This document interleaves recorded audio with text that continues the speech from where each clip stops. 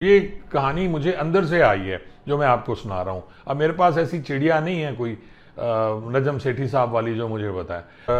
अब उस्मान चांडिया रात को उठता है और अपनी गन से इन पांचों को वहां मार देता है जी।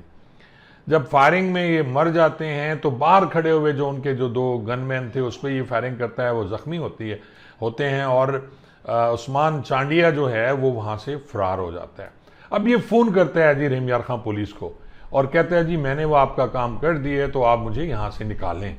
अब नाजरीन, जानू इंदड़ को पकड़ने की बातें होने लगी तो एक कॉल ट्रेस होती है जी, एक पुलिस ऑफिसर है उसकी कॉल ट्रेस होती है जानू इंदड़ के साथ, जहाँ से ये काम सिलसिला शुरू होता है कि जानू इंदड़ कैसे मारा गया। कॉल ट्रेस होती है और पकड़ा जाता है जी वो सब इंस्पेक्टर साहब, और उसे कहा जाता है कि अब तुम जो है इस जानू इंदड़ को गिरफ्तार कराने में मदद करो। नाजरीन, जब पीर मोहम्मद शाह साहब यहाँ एएसपी थे, अभी वो डीएजी हैं या एसएसपी हैं मुझे नहीं पता, सिंध में हैं, तो वो भी ये तरीका किया करते थे कि इन ग्रुप्स को लड़वा के आपस में जो हैं वहाँ के मज़ारी हैं, लठानी हैं, सखानी हैं, तो जिनके आपस में दुश्मनी है, शर उस वक्त इतने एक्टिव नहीं थे, तो उनको फिर ये आपस में वो फायरिंग करते थे, उनमें से कोई मर जाता था तो उसे उठा के पुलिस ले आती थी और उसे पुलिस मुकाबला बना दिया जाता था। इसी तरह मुझे अच्छी तरह याद है कि बोसन गैंग जो जिसको कहा गया कि मुकाबले में मारा गया और उसमें पीपीएम और क्यूपीएम लिए गए, उसमें भी मुबैना तौर पे ये कहा जाता है कि वो भी इसी तरह किसी ने मार के इनको दिए थे और ये लेके आए थे। अब यहाँ फिर काम शुरू होता है कि जी करोड़ों रुपए का इनाम कौन लेगा जी, कौन बनेगा करोड़पति। अब करोड़पति बनने के चक्कर में इन दोनों पर, ये पहले भी होता था नाजरीन, सिंध पंजाब पुलिस आपस में कोऑर्डिनेट नहीं करती थी जब मैं वहाँ ड्यूटी करता था। और नाजरीन, मैंने बड़े बड़े मर्डर होते देखे हैं, लाशें देखी हैं, लेकिन जिस बेदर्दी से उस्मान चांडिये को उन्होंने मारा है, मेरे ख्याल में कोई 1000-2000 राउंड उस पर फायर हुए हैं, उसकी बॉडी पे वो जिंदा था और उसके सर पे, उसके मुंह पे, उसकी बॉडी पे छलनी कर दिया गया उस्मान चांडिये को, और पुलिस उसकी मदद को ना पहुंची जिसने ये सारा कुछ करवाया। अब और अगर आप सच बता दें अपने सीनियर्स को और आवाम को तो ज़्यादा बेहतर होता है, ना कि आप उसको पुलिस मुकाबला दिखा के जी कि हमने डाकू मार दिए। ये बिल्कुल गलत है, ये कोई पुलिस मुकाबला नहीं था, उस्मान चांडिये ने उनको मारा। बिस्मिल्लाहिर्रहमानिर्रहीम, अस्सलाम वालेकुम नाजरीन। आज सुबह सुबह मैं उठा तो एक खबर थी, टेलीविज़न पे चल रही थी, और वो थी कि जी पंजाब और सिंध के मशहूर डाकू, कच्चे के डाकू जानू इंदड़ के साथ 4 लोग और यानी 5 लोग टोटल मुकाबले में मार दिए गए। और ये खबर चल रही थी कभी वो सिंध के हवाले से और कभी पंजाब के हवाले से। ये सिंध पंजाब बॉर्डर पे है जी, एक माचका थाना है, बेसिकली तो वो थाना पंजाब का है, लेकिन वहाँ जाने के लिए आपको तकरीबन 20 किलोमीटर सिंध से गुजर के जाना होता है। और वो एरिया जो है बड़ा ख़तरनाक एरिया है माशिका का, वहाँ शर बैठे हैं, कोश बैठे हैं, बहुत सी कौमें हैं जिनमें से मोस्टली क्रिमिनल्स हैं। अगर क्रिमिनल्स नहीं भी हैं तो वो वहाँ रहते हुए अपने मफादात का ख्याल करती हैं, और जब भी वहाँ की पुलिस रेड करती है ये सारे लोग वहाँ इकट्ठे हो जाते हैं और पुलिस से मुकाबला करते हैं। बेतहाशा हमारे पुलिस मुलाजमीन वहाँ शहीद हुए, डाकुओं से भी मारे गए, ख़ास तौर पे तबस्सुम शहीद, जिसका जो इंस्पेक्टर था तबस्सुम, और उसके नाम पे थाना लियाकतपुर सिटी जो है वो तबस्सुम शहीद के नाम पे है, उसे एक बख्तरबंद गाड़ी के अंदर गोली ने हिट किया। अब आप देख लें कि वो गोली कौन सी थी, वो कौन सी गन थी जिसने बख्तरबंद गाड़ी को चीर दिया और अंदर बैठे हुए तबस्सुम शहीद को जाके लगी। अब नाज़रीन, हम आ जाते हैं जी उसी जानू इंदड़ पे, और ख़बरें आती रहीं, मैं देखता रहा, ज़हर इश्तियाक था। मैं रहा हूँ रहीम यार खान में और अपनी ज़िंदगी का बड़ा खूबसूरत वक्त वहाँ मैंने गुजारा था, ख़ास तौर पे कोट सब्जल थाना, भोंग थाना, माचका, और ये सारा एरिया मेरा देखा हुआ है। इसलिए ज़ाहिर है जहाँ रहता है बंदा वहाँ की कोई ख़बर आए तो आपको इश्तियाक होता है देखने का। नाजरीन, आपको याद होगा ये जानू इंदड़ वो है जिसने अपने साथियों के साथ दिन दहाड़े दौअला में एक पेट्रोल पंप पर हमला किया और वहाँ बैठे हुए तकरीबन 8 लोगों को इसने शहीद किया। कोहराम मच गया जी पूरे पंजाब में, और सादकाबाद में हड़तालें हुई, उसकी पादाश्त में एसपी डीपीओ वहाँ थे असद सरफराज, वो तब्दील हो गए। एडिशनल आईजी साहब जो थे वो वहाँ मौके पे पहुँचे, लोगों को दिलासा दिया, लेकिन लोग इश्तियाल में थे। वहाँ के मकामी जो MPAs MNAs ने भी खासा एहतजाज किया। कौमी असम्बली में इस बात की गूंज थी कि जी वहाँ कोई बंदा महफूज नहीं है, और वो था जानू इंदड़। अब मैं आपको बताता हूँ कि जानू इंदड़ कौन था। नाजरीन, इंदड़ कौम बैठी हुई है, रैस भी कहलाते हैं, ये भोंग के एरिया में बैठी हुई हैं। आपको मैं बताता चलूँ कि मस्जिद भोंग बड़ी मशहूर है, और गिनीज बुक ऑफ वर्ल्ड में इसका रिकॉर्ड भी है इसकी खूबसूरती का। अब वहाँ भोंग में जो मशहूर हस्तियाँ रहती हैं उनमें रईस महबूब, वो भी इंदड़ हैं, रईस मतलूब हैं, रईस शबीर हैं, रईस वज़ीर हैं, रईस मुनीर MNA है, मिनिस्टर है, और ये सारे साहबान उस भोंग में रहते हैं, और भोंग को ये स्टेट कहते हैं, और ये इंदड़ कौम के सरदार भी हैं। अब नाजरीन, जानू इंदड़ जो है वो छोटा मोटा चोर था, लेकिन बाद में जब मेरी वहाँ पोस्टिंग थी तो मैंने इसका नाम कभी नहीं सुना। ये बाद में ही कुछ मशहूर हुआ, इसने कोई डाके मारे, कोई वारदातें की, और फिर वहाँ जब 2019 की बात है या मेरे ख्याल 20 की बात है कि मुमताज़ बिल्ला एक वहाँ ASI था, उसको कत्ल कर दिया गया, शहीद कर दिया गया, जब वो कोट सब्जल बैठा हुआ था एक दुकान पे जो उसकी थी, खाद वगैरह की शॉप थी, वहाँ बैठा हुआ था, और आए बंदे और आके उसे गोलियों से भून दिया गया। नासिर सियाल उस वक्त DSP थे, और इसका शुबा जो गया वो गया मुस्लिम ज़िया, एक सब इंस्पेक्टर था, अभी भी है, तो उस पर शुबा हुआ, और कुछ अरसे के लिए उसे फिर कस्टडी में लिया गया, तफ्तीश हुई, लेकिन बाद में उसे बेगुनाह करार दे दिया गया। और इस तरह ये कत्ल जो था मुमताज़ बिल्ले का वो दब गया, और तफ्तीशें होती रहीं, मुदई फिरते रहे और बरमला कहते रहे कि हमें मुस्लिम ज़िया सब इंस्पेक्टर पर शक है, लेकिन उनकी नहीं सुनी गई। अब मैं क्योंकि तफ्तीश में नहीं था, इसलिए मैं इस बारे में आपको कुछ नहीं बता सकता। अब होता कुछ यूँ है कि जी जानू इंदड़ मफरूर हो जाता है, पुलिस उसके पीछे होती है, मुमताज़ बिल्ला को उसने मारा, और उसके बाद नाज़रीन फिर ये हुआ कि जब असद सरफराज वहाँ आए तो इनके साथ जानू इंदड़ के साथ एक मुआहदा होता है, इनका खुफिया मुआहदा, कि जी जानू इंदड़ आके अपने इलाके में बैठेगा, वारदात नहीं करेगा, और ये अमन कायम किया जाएगा इस पर। उस वक्त वहाँ DSP अब्बास अख्तर थे, बड़ा दबंग किस्म का DSP है, वो कहता रहा कि सर इन पे एतबार मत करें, लेकिन उन पे एतबार किया गया। जुबैर द्रिशक तो उस वक्त RPO होते थे, और इसके शवाहिद मेरे पास मौजूद हैं कि कौन कौन उस मीटिंग में था जहाँ ये बात हुई। और फिर वही हुआ नाज़रीन कि जानू इंदड़ ने दिन दहाड़े 8 लोगों को कत्ल कर दिया, और उस पर फिर जो अब्बास अख्तर को सस्पेंड कर दिया गया। हालांकि अब्बास अख्तर DSP कहता रहा कि जी मैं इनको ना आने दें, हम जाके इनको उड़ा देते हैं, ये बैठे हुए हैं दौवाला, हम इस पर रेड करते हैं। लेकिन आपको पता है जैसे अफसरान बाला की पॉलिसीज़ होती हैं, ये जितने भी अफसरान हैं ये एयर कंडीशन कमरों में बैठते हैं नाज़रीन, उन्हें वहाँ का नहीं पता होता कि कौन क्या कर रहा है, इलाका कैसा है। अब जाके कहीं ये चक्कर वक्कर लगा के आ जाते हैं, लेकिन आगे तक अब भी कोई नहीं जाता।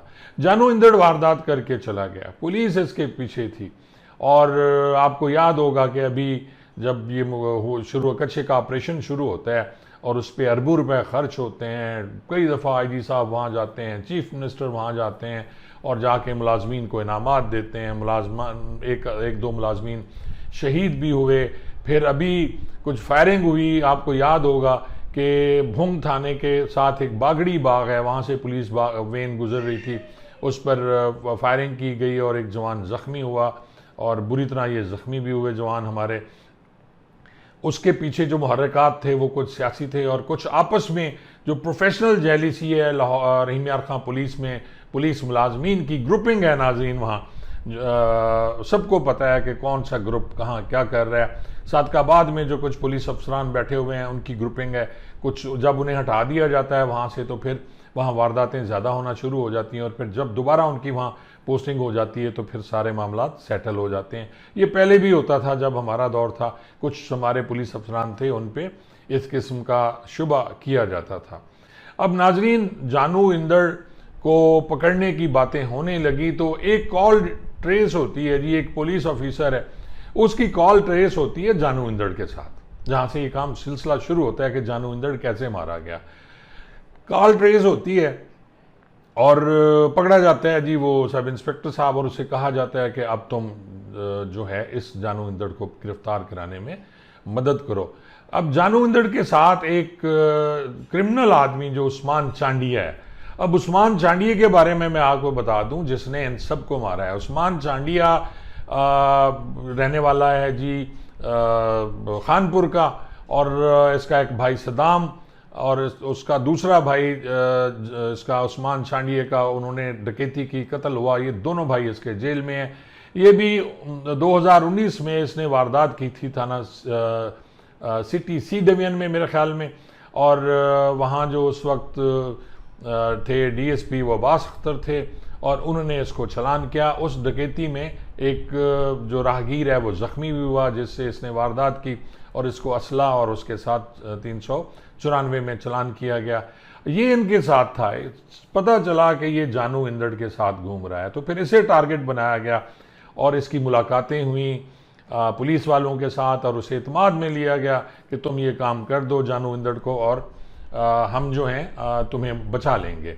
नाजरीन, जब पीर मोहम्मद शाह साहब यहाँ एएसपी थे, अभी वो डीएजी हैं या एसएसपी हैं मुझे नहीं पता, सिंध में हैं, तो वो भी ये तरीका किया करते थे कि इन ग्रुप्स को लड़वा के आपस में जो हैं वहाँ के मज़ारी हैं, लठानी हैं, सखानी हैं, तो जिनके आपस में दुश्मनी है, शर उस वक्त इतने एक्टिव नहीं थे, तो उनको फिर ये आपस में वो फायरिंग करते थे। उनमें से कोई मर जाता था तो उसे उठा के पुलिस ले आती थी और उसे पुलिस मुकाबला बना दिया जाता था। इसी तरह मुझे अच्छी तरह याद है कि बोसन गैंग जो जिसको कहा गया कि मुकाबले में मारा गया और उसमें पीपीएम और क्यूपीएम लिए गए, उसमें भी मुबैना तौर पे ये कहा जाता है कि वो भी इसी तरह किसी ने मार के इनको दिए थे और ये लेके आए थे।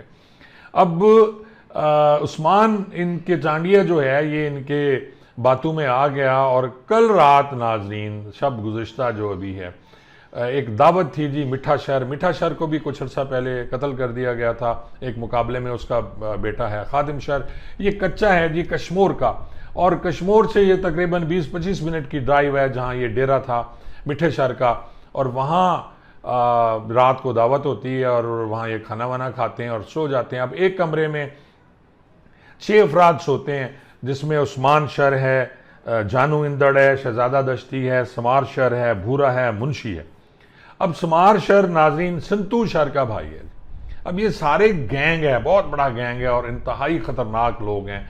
और अब उस्मान चांडिया रात को उठता है और अपनी गन से इन 5 को वहाँ मार देता है जी। जब फायरिंग में ये मर जाते हैं तो बाहर खड़े हुए जो उनके जो 2 गनमैन थे उस पर ये फायरिंग करता है, वो ज़ख्मी होते हैं, और उस्मान चांडिया जो है वो वहाँ से फरार हो जाता है। अब ये फ़ोन करता है जी रहीम यार खां पुलिस को और कहता है जी मैंने वो आपका काम कर दिए तो आप मुझे यहाँ से निकालें। अब पुलिस वहाँ की जो है रहीम यार खां की डीपीओ ये कहानी मुझे अंदर से आई है जो मैं आपको सुना रहा हूँ। अब मेरे पास ऐसी चिड़िया नहीं है कोई नजम सेठी साहब वाली जो मुझे बताए।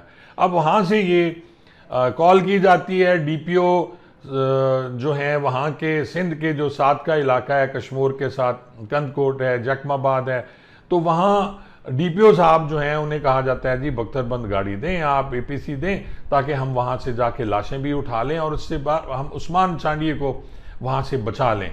लेकिन अब यहाँ फिर काम शुरू होता है कि जी करोड़ों रुपए का इनाम कौन लेगा जी, कौन बनेगा करोड़पति। अब करोड़पति बनने के चक्कर में इन दोनों पर, ये पहले भी होता था नाजरीन, सिंध पंजाब पुलिस आपस में कोऑर्डिनेट नहीं करती थी जब मैं वहाँ ड्यूटी करता था, और इसी तरह के हादसा होते रहे हैं। फिर हम उन्हें अपने ज़ाती लेवल पे हम सेटल किया करते थे। लेकिन यहाँ ये हुआ कि जी जब डीपीओ रहीम यार खां ने मुबैना तौर पर कॉल की डीपीओ कश्मीर को जो एरिया है उनका कि जी आप हमें एपीसी दें, उन्होंने एपीसी नहीं दी, बहाने कर दिए और फिर घेरा डाल लिया क्योंकि शक हो गया था शरों को कि जी ये उस्मान गैब है, बाकी 2 बंदे मर गए हैं, उस्मान गैब है चांडिया। तो उन्होंने फिर उसका पीछा किया। और नाजरीन मैंने बड़े बड़े मर्डर होते देखे हैं, लाशें देखी हैं, लेकिन जिस बेदर्दी से उस्मान चांडिया को उन्होंने मारा है, मेरे ख्याल में कोई 1000-2000 राउंड उस पर फायर हुए हैं, उसकी बॉडी पे वो जिंदा था और उसके सर पे, उसके मुंह पे, उसकी बॉडी पे छलनी कर दिया गया उस्मान चांडिया को, और पुलिस उसकी मदद को ना पहुंची जिसने ये सारा कुछ करवाया। अब नाजरीन, बात यहाँ ये होती है कि जी इनको लाशें नहीं मिली और सुबह सुबह उन्होंने दफन कर दिया उनको। अब पुलिस कह रही है कि जी हमने मुकाबले में मारा। अगर इन्होंने मुकाबले में मारा तो डेड बॉडीज किधर है? तो और इनका कोई बंदा जख्मी नहीं हुआ। तो ये कहानी नाज़रीन झूठ झूठ होता है, सच सच होता है। और अगर आप सच बता दें अपने सीनियर्स को और आवाम को तो ज़्यादा बेहतर होता है, ना कि आप उसको पुलिस मुकाबला दिखा के जी कि हमने डाकू मार दिए। ये बिल्कुल गलत है, ये कोई पुलिस मुकाबला नहीं था। उस्मान चांडिये ने उनको मारा और मैं ये समझता हूँ कि इस इनाम का असल हकदार उस्मान चांडिया क्योंकि इस दुनिया में नहीं रहा, उसके बच्चे हैं, उसकी बीवी है, उनको जाके देखा जाए, जिसकी गारंटी दी थी रेमियार खां पुलिस ने कि हम तुम्हें बचा लेंगे और हम तुम्हारे बच्चों की भी हिफाजत करेंगे, तुम हमारा ये काम कर दो। अब उस्मान चांडिया ने ये नाजरीन काम कर दिया, लेकिन अब देखते हैं ये इनाम किसको जाता है। दोनों तरफ से जोर लग रहा है। लाशें जो हैं शरू ने दफना दी हैं सारी वहाँ, और इस पर एक बयान भी शाहिद लुंड ने सोशल मीडिया पे जारी किया है और उसने सारी कहानी यही सुनाई है जो मैं आपको सुना रहा हूँ। क्योंकि मेरे वहाँ ताल्लुकात हैं अब भी कच्चे में, और जहाँ मैंने सर्विस की है, मेरी 12 से 15 साल की सर्विस है जी उस एरिए में, तो डेफिनेटली मुझे वहाँ की सारी खबरें आती हैं। तो मैंने कहा आपसे मैं शेयर करूँ कि जी मेरी ये रिक्वेस्ट है IG पंजाब से कि इसकी इंक्वायरी कराएं, और शाबाशें देने से बेहतर है कि उस जो रकम इनाम की मिलेगी वो उस्मान चांडियों को दें, उसके बच्चों को दें। वो तो नहीं रहा इस दुनिया में, उसके बच्चों को दें ताकि वो बाद में अपनी ज़िंदगी गुजार सकें और उनका तहफ़्फ़ुज़ भी किया जाए, उसके बच्चों को मार ना दिया जाए। बहुत बहुत शुक्रिया।